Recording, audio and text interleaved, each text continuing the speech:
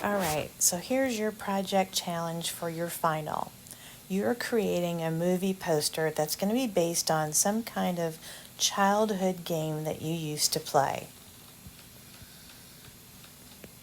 So think of this as a board game, maybe a card game, a play yard game that you play, a backyard game, maybe even your first digital game that you might have played that you'd never be caught dead playing ever again. The example to the right is a Scrabble from a student. And notice how he used multiple pictures within in this movie poster. We have Liam Neeson, the two falling bodies, Scrabble tiles in the background, and he made the Scrabble tiles for the title in Illustrator and brought them over into here. All right, so he's using several pictures. It's obviously sort of an action theme because he's definitely showing some blues and oranges at work here. Here's the basic specifics of how you would set up your actual page. Your document in Photoshop is going to be 8.5 inches wide by 12.5 inches tall. Movie posters are always vertical. Always. All right? So this is your allotted space. When you set up your document, there's a place not only for the inches, but you have the resolution choice. So set that resolution for around 100. That allows for different size photos that you might find from the internet to start to add together to all live happily. You need to bring in and collage a minimum at least 3 different pictures to create your movie poster. Most people need more, find they need more. I'm just asking for a minimum of 3. You must have the title of your movie. What is the game? All right. A tagline for your movie. Normally this is something humorous or suspenseful. I'll show you some examples here of what some other movie poster taglines look like to kind of interest and spark that desire for people to come see the movie. The actors' names, who's starring in your film. You can see here on the left, Jonah Hill and Channing Tatum are starring in this movie. You can pick whoever you'd like to have to star in yours. Plus, I'm asking that you post a release date. When is your movie coming to the theaters? This summer? The summer 2021? Or this holiday season?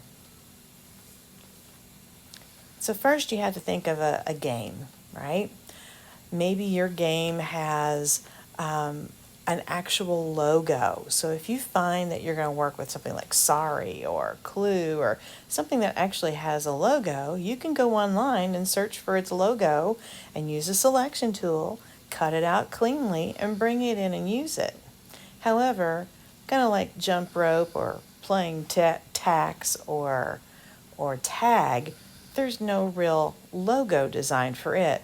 So in that case, you're looking for sort of a fun lettering style to utilize for your title. Consider who you want to be in your movie. And think of a tagline for your movie. We'll look at some of those examples here. All right, so here's an example on the left for tag. Right? Tag's not a game that we purchase in the store, right? So he turned his into a horror film, something suspenseful. Notice the black and white and the blood red. I always suggest make sure you spell check before you turn something in. Yours should have the apostrophe R-E on it, right? So his tagline is "You're it." Okay. Apples to apples. This particular one was actually drawn a lot in Illustrator and then brought over into Photoshop and finished. So he drew this room background, the perspective of it, the shadows of the apples, and the little window with the space and stars. And then he brought all that over into Photoshop and worked on the apples and selected them and placed them and then did everything else. So if you want to utilize some of your skills in both programs, that's totally fine. I'm showing the Fantastic Four FOUL, the Fantastic Four FOUL.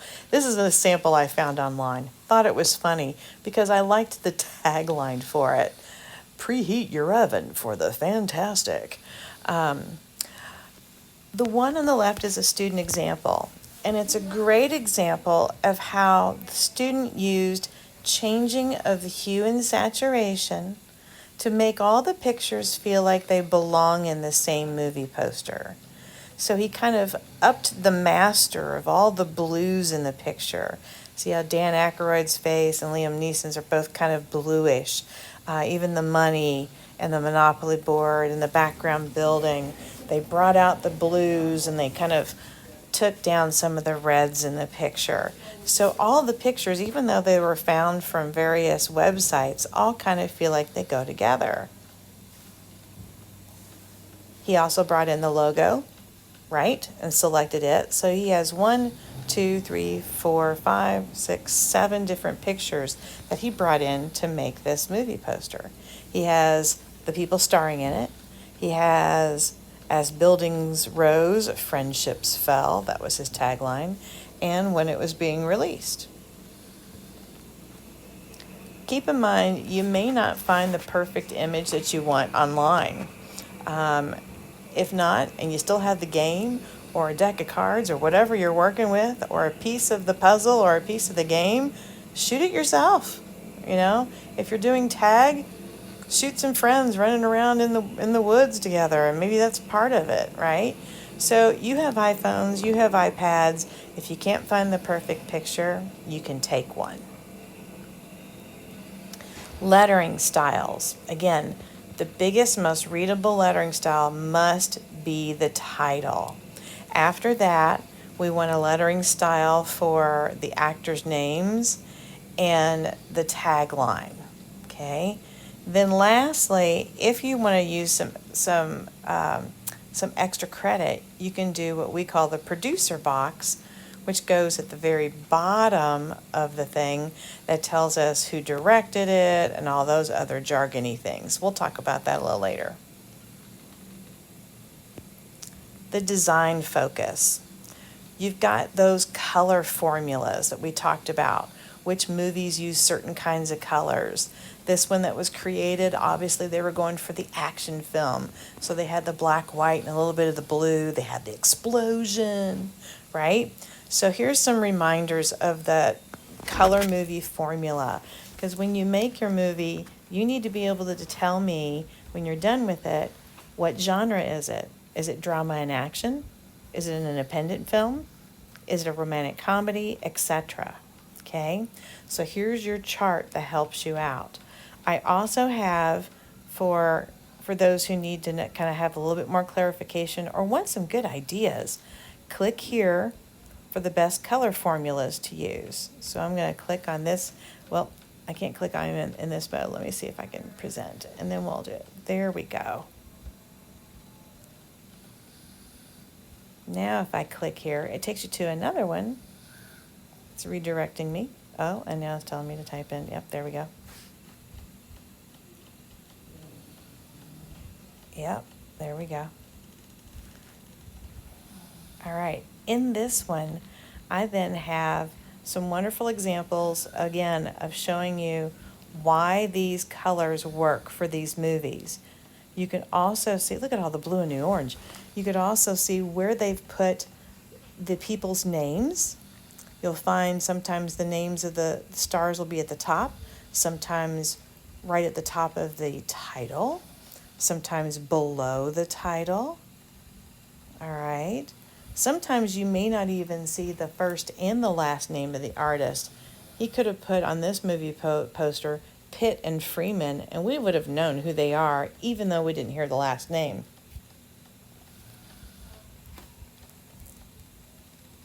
Again, more suspense and drama. So these are wonderful ways to kind of see one more time how the colors really do work and how you find them in comedies. and how you find, look at all the red and white in these, and how they work and how you see these over and over and over again, and you probably didn't even know it. Look at that, blue sky, blue sky, blue sky, and blue sky, right? So take these as your hints, your cues for how you might want to put your movie together depending on what you are creating. Okay, so let me slide back over here. We'll close this out. We'll go back to this guy. We'll see if it takes me back there.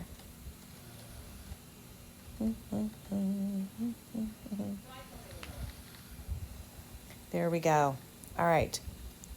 So, extra credit. Oh, did I go too far? Nope. Okay. So things that you can do for extra credit. There are awards that movies win, and they often can, when you win an award, can put these decorative, what we call laurel leaves, on there, and you could have a best actor, best director of a film, best special effects. Well, the best thing is if you want to add these for some extra credit, I have the PNG file there. You don't even have to draw, oops, the silly laurels.